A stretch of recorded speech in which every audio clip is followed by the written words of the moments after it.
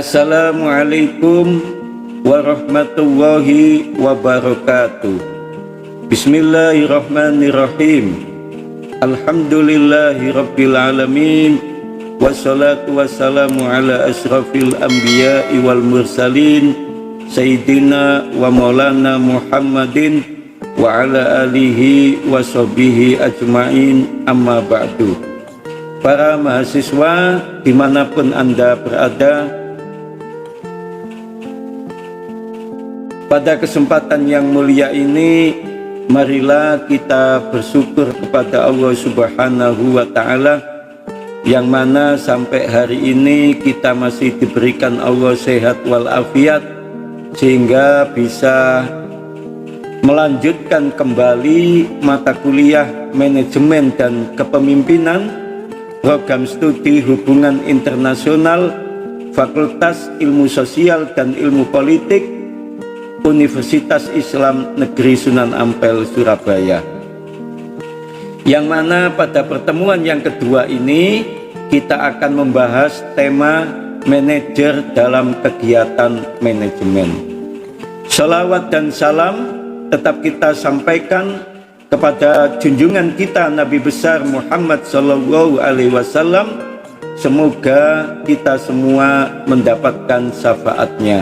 Amin, Allahumma amin. Para mahasiswa dimanapun Anda berada, selanjutnya kita membahas tentang peran manajer dalam organisasi. Apa saja peran manajer dalam organisasi itu? Peran manajer dalam organisasi itu ada 3. Yang pertama, peran hubungan antar pribadi atau interpersonal role, dan yang kedua peran informasional atau informational role, dan yang ketiga peran pengambil keputusan atau decisional role.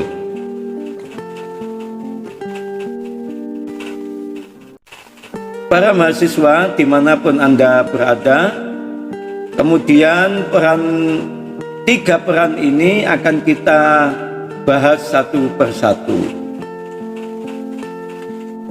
Yang pertama, peran manajer dalam organisasi itu adalah peran hubungan antar pribadi, yaitu yang pertama dia berperan sebagai tokoh, yang kedua dia berperan sebagai pemimpin atau leader, dan yang ketiga dia berperan sebagai penghubung atau liaison.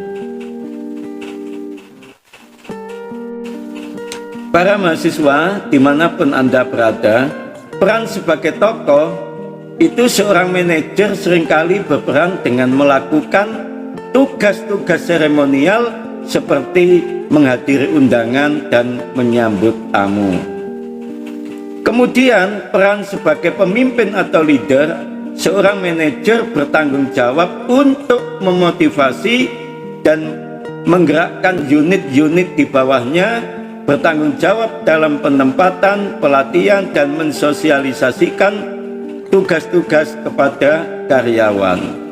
Dan yang ketiga, peran sebagai penghubung, manajer melakukan hubungan dengan orang-orang yang bukan bawahan atau atasan di luar organisasinya, dan memelihara perkembangan komunikasi dengan pihak di luar organisasi dan penyedia informasi.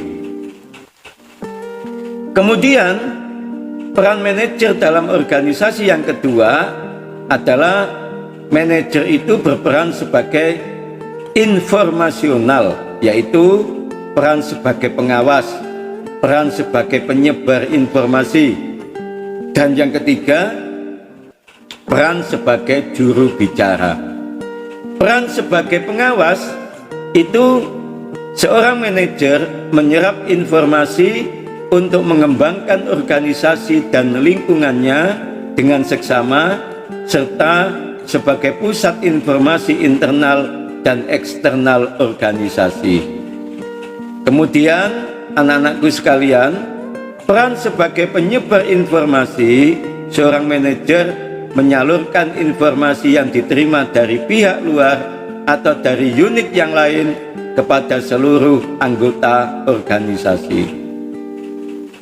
Yang ketiga, peran informasional seorang manajer itu adalah sebagai juru bicara, yaitu manajer itu menyampaikan dan menjabarkan informasi kepada pihak di luar unit, bahkan di luar organisasi, mengenai rencana organisasi, kebijakan, langkah-langkah, hasil, dan sebagainya. Kemudian yang ketiga, peran pengambil keputusan. Jadi seorang manajer itu yang pertama sebagai pengusaha, yang kedua sebagai pereda gangguan, dan yang ketiga sebagai pengalokasi sumber daya. Peran sebagai pengusaha, manajer memanfaatkan peluang organisasi untuk berinisiatif menciptakan rencana pengembangan guna membawa organisasi pada suatu perubahan yang lebih baik dan mengawasi rencana-rencana tersebut agar berjalan dengan baik. Yang kedua, peran sebagai pereda gangguan bertanggung jawab untuk mereda gangguan, menyelesaikan masalah, dan melakukan tindakan perbaikan pada saat organisasi mengalami gangguan yang tidak diinginkan dan tidak diprediksikan sebelumnya. Anak-anakku sekalian, peran sebagai pengalokasi sumber daya seorang manajer itu bertanggung jawab untuk mengalokasikan semua jenis sumber daya organisasi berdasarkan persetujuan semua keputusan organisasi. Kemudian peran manajer yang ketiga, ini sudah tadi. Anak-anakku sekalian, dimanapun Anda berada, selanjutnya apa saja keahlian-keahlian manajemen itu? Keahlian-keahlian manajemen itu ada 3. Yang pertama, keahlian teknis. Yang kedua, keahlian interpersonal. Dan yang ketiga, keahlian konseptual. Kita jelaskan satu persatu ya. Yang pertama, keahlian teknis. Keahlian teknis adalah keahlian manajemen dalam memanfaatkan prosedur, teknik, dan pengetahuan pada suatu bidang khusus. Yang kedua, keahlian interpersonal, yaitu keahlian bekerja secara bersama-sama, mampu memahami dan juga memberikan motivasi pada karyawan lainnya. Dan yang ketiga, keahlian konseptual, yaitu keahlian dalam mengintegrasikan dan juga mengkoordinir seluruh kepentingan dan juga kegiatan perusahaan. Setelah kita mempelajari tentang keahlian-keahlian manajemen, maka kita akan berbicara tentang tingkatan-tingkatan manajemen. Tingkatan-tingkatan manajemen itu ada 3. Yang pertama, manajemen tingkatan puncak. Yang kedua, manajemen tingkatan menengah. Dan yang ketiga, manajemen tingkatan lini pertama. Anak-anakku sekalian, kita jelaskan satu persatu.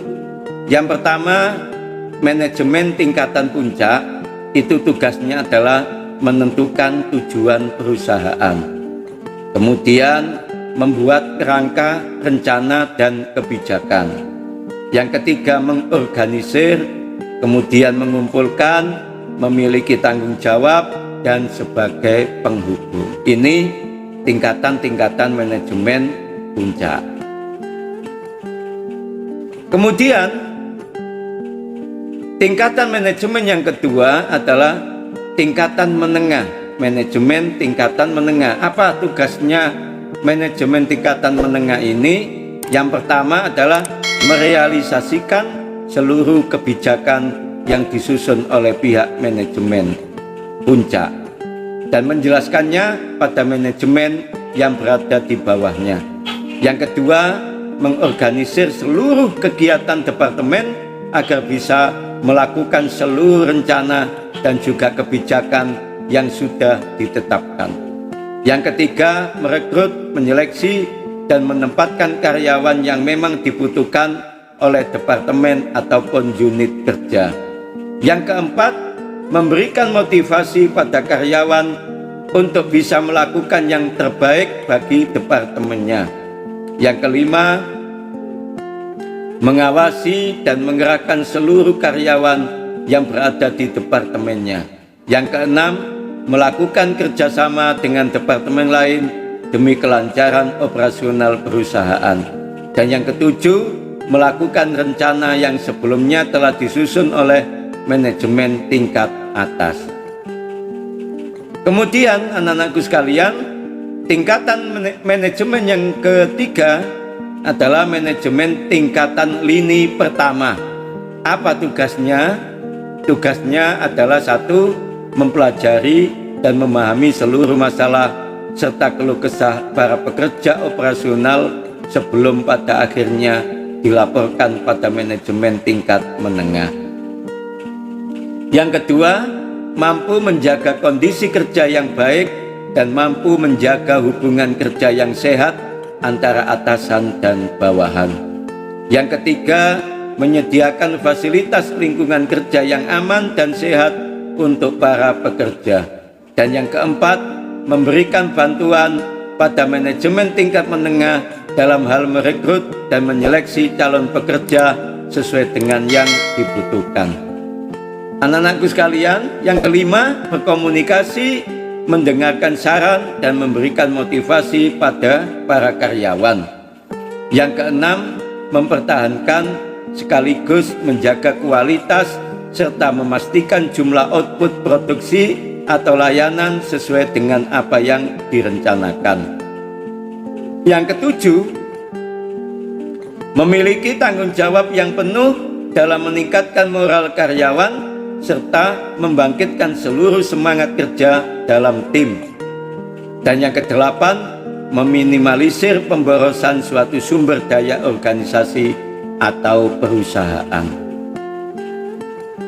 Anak-anakku sekalian, kemudian bagaimana manajemen sebagai seni dan manajemen sebagai sains atau ilmu? Yang pertama, manajemen sebagai ilmu merupakan sebuah pengetahuan yang telah disusun secara teratur dan mencoba memecahkan kendala yang berhubungan dengan sebab akibat sehingga menjadi tabiat ilmu. Manajemen berhubungan erat dengan ilmu-ilmu lainnya seperti pemasaran, keuangan, matematika, dan lain-lain. Ilmu-ilmu tersebut digunakan guna mengatasi semua kendala di dalam manajemen. Kemudian, manajemen sebagai seni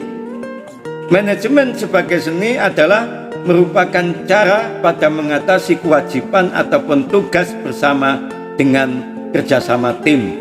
Penjabaran manajemen sebagai seni memiliki sudut pandang bahwa pada pencapaian tujuan organisasi atau kelompok maka diperlukan kerjasama dengan orang lain. Anak-anakku sekalian, alhamdulillah demikianlah pertemuan kedua kita membahas tentang manajer dalam sebuah organisasi. Semoga ada manfaatnya. Terima kasih atas segala perhatiannya dan semoga pertemuan yang kedua ini menjadi pertemuan yang manfaat, barokah, dan kita jumpa lagi pada pertemuan selanjutnya, yaitu pertemuan yang ketiga. Demikian yang bisa saya sampaikan, dan semoga Anda semua menjadi manusia-manusia yang sukses di dunia dan sukses di akhirat. Wallahul muwaffiq ila aqwamit thoriq. Assalamualaikum warahmatullahi wabarakatuh.